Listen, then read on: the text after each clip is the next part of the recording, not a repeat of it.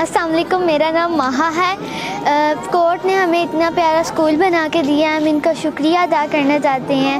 پہلے ہمارا school damage ہوا تھا، ابھی اتنا پیارا انہوں نے اسکول بنا کے دے دیا ہے۔ کورٹ کے چیئرمین میں سمجھتا ہوں کہ آئرن مین آف کشمیر۔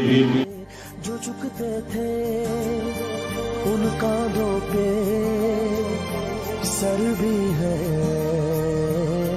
یہ بھول گئے تھے ایک گھونسلہ کیسے بنتا ہے، ایک دن کا دیکھ کے یاد آیا، پہلے تو ٹھیک سوچ آئی، گھر تو پھر سوچ کے بعد آیا، ایک سوچ پہ ہے مینار بنا،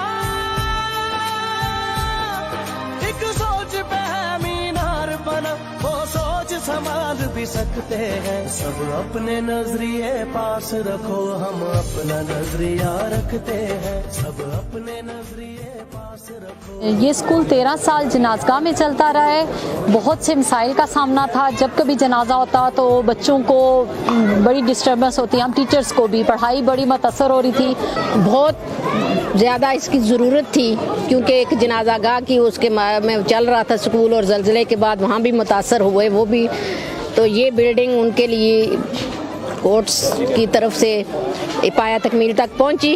ہم شکریہ ادا کرتے ہیں ان کا اور ان کو خراج تحسین پیش کرتے ہیں، وہ نہ صرف میرپور کا بلکہ پورے آزاد کشمیر کا ایک فخر ہیں۔ یہ بچے جو ہیں یہ ہمارا سرمایہ ہے، یہ ہمارا مستقبل ہے، اور میں سمجھتا ہوں کہ ان کے لیے جتنا بھی ہم کریں وہ کم ہے۔ پرائمری اسکول یا نکا میں شدید اس کی ضرورت تھی، اور ایک اچھا اسکول بنانا یہ عزم تھا، اللہ نے وہ قبول فرمایا۔